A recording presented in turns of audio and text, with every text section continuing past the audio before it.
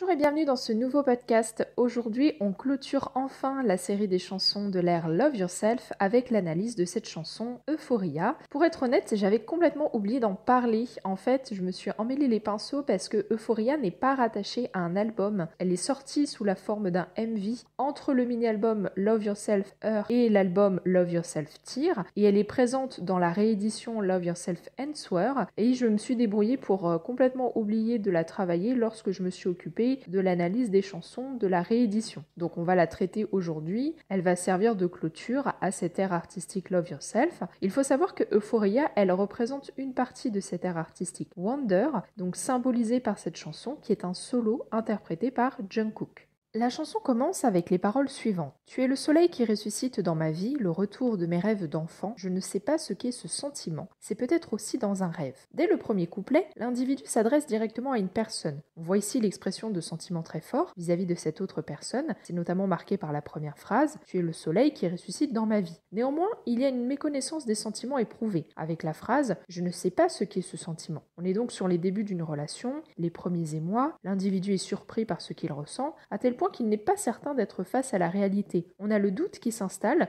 avec la phrase « c'est peut-être aussi dans un rêve ». Le rêve est un mirage bleu dans le désert, a priori du plus profond de moi. Je commence à avoir le souffle coupé sous l'euphorie, mon entourage devient de plus en plus transparent. Dans les paroles suivantes, on a une phrase qui est en lien avec la chanson Si. Le rêve est un mirage bleu dans le désert. Dans la chanson Si, BTS parle de leur désir d'atteindre la mer qui représente le rêve de réussite, après avoir traversé un désert qui, lui, symbolise toutes les difficultés qu'ils ont rencontrées depuis les débuts du groupe. Seulement, dans la chanson, BTS n'est pas certain d'avoir atteint la mer et se demande si celle-ci ne serait pas plutôt un mirage bleu, tandis que eux seraient toujours dans le désert. Ici, cette phrase, elle marque le fait que l'individu a l'impression de découvrir quelque chose de merveilleux, mais en même temps, il n'est pas certain d'avoir quitté le désert. Il rapproche les sentiments qu'il éprouve du rêve. On voit que plus la chanson avance, plus il y a un doute qui s'installe entre le rêve et la réalité. En fait, ce qu'il ressent est tellement nouveau pour lui et lui semble tellement incroyable qu'il n'est pas certain d'être dans la réalité. C'est à rapprocher de la partie de l'ère Love Yourself symbolisée par Euphoria qui est Wonder,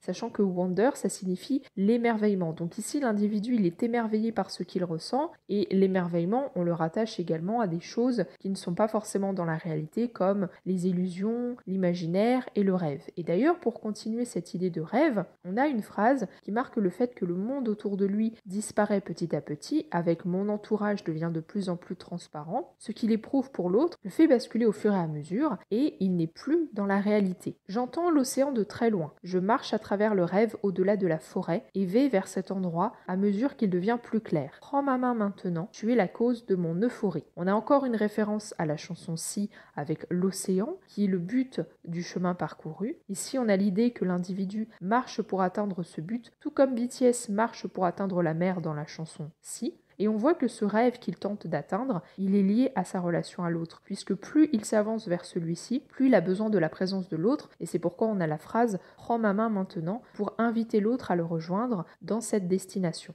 Le refrain se concentre sur l'expression des sentiments avec la répétition du mot euphorie. Euphorie, prends ma main maintenant, tu es la cause de mon euphorie. Euphorie, ferme la porte maintenant, quand je suis avec toi, je suis dans une utopie. Donc ce qui revient à travers le refrain, c'est vraiment ce sentiment d'euphorie provoqué par cette relation naissante avec l'autre et qui donne son nom à la chanson. Si on regarde la définition d'euphorie, on voit que c'est un nom féminin qui désigne une sensation très intense de bien-être et d'allégresse. Donc ça caractérise les premiers émois d'une relation amoureuse. Mais on a également le mot utopie qui est associé à la présence de l'autre. Quand on regarde la définition d'utopie, on voit que le sens, c'est un projet ou un récit d'un idéal imaginaire et illusoire, que d'après son étymologie, utopie vient du grec topos qui signifie lieu, avec le préfixe u qui signifie sans lieu ou absence de lieu. Donc c'est très intéressant ce choix d'utopie, parce que finalement c'est un mot qui désigne quelque chose qui n'existe pas. Et c'est en lien avec ce rêve que l'individu cherche à atteindre. En fait, le message sous-jacent de la relation,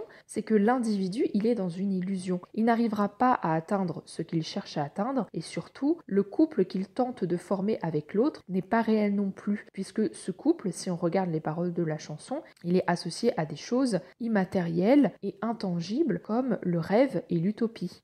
Le début du deuxième couplet rappelle encore une fois la chanson Si. As-tu comme moi erré cherchant un rêve effacé? C'est différent d'un mot clair comme le destin. Tu regardes au même endroit que moi avec une douleur dans les yeux. Ne veux-tu pas, s'il te plaît, rester dans mes rêves? On a cette notion d'errance qui rappelle le fait d'errer dans le désert, par exemple, en cherchant un rêve, qui est donc le fait d'atteindre la mer ou l'océan. Et puis on a également l'adjectif effacé qui est associé à ce rêve. Donc il y a cette idée que finalement on n'atteindra jamais ce rêve et le but qu'on s'est fixé. Donc ça rappelle certaines phrases de la chanson Si, où BTS se demande s'ils ne restent pas éternellement dans le désert, ou si la sensation d'avoir atteint leur but n'est pas un mirage ou une illusion. On a une information également sur la personne avec laquelle l'individu cherche à se mettre en relation. Il dit que celle-ci a une douleur dans les yeux. Quand on regarde l'ensemble de l'air Love Yourself, on s'aperçoit que cette art artistique, elle dépeint une relation qui n'est pas saine au début, pour ensuite amener l'individu à réaliser qu'il doit d'abord s'aimer lui-même avant d'être en relation avec autrui. Quand on met cette phrase « Tu regardes au même endroit que moi avec une douleur dans les yeux », dans le contexte de l'air Love Yourself, ça peut laisser présager que cette personne, elle est en relation pour les mauvaises raisons. Elle est peut-être dans de la dépendance affective, elle a peut-être besoin de se sentir aimée parce qu'elle n'est pas capable de s'aimer elle-même, elle est peut-être en train de souffrir dans son identité. Tout ceci nous donne des indices sur une relation qui est vouée à l'échec, d'autant plus, comme on le voit depuis le début de la chanson, qu'elle est fortement associée à l'illusion et au rêve. Justement, l'individu invite l'autre à rester avec lui dans ses rêves, donc encore une fois, on voit bien que ce couple ne peut pas exister dans la réalité. Le troisième couplet de la chanson ne change pas tellement dans son message puisqu'encore une fois, on a une référence au désert et au fait de le traverser pour atteindre la mer, comme avec la chanson Si, puisqu'on a les paroles suivantes. Même si le sol de sable craque, même si quelqu'un secoue ce monde, s'il te plaît ne lâche jamais la main que tu tiens, s'il te plaît ne te réveille jamais du rêve. Donc la première phrase, même si le sol de sable craque, fait penser au fait que l'individu est dans un désert, puisque le désert est composé de sable. On a également encore une fois la mention de l'illusion dans cette quête, puisqu'on a la phrase « même si quelqu'un secoue ce monde ». Personne ne peut secouer un monde, ce n'est pas possible. Par contre, on peut secouer quelqu'un qui est en train de rêver pour le réveiller. Donc ça laisse à penser que l'individu est en train de rêver. Et justement, on a la phrase qui vient clôturer le troisième couplet « s'il te plaît, ne te réveille jamais du rêve ».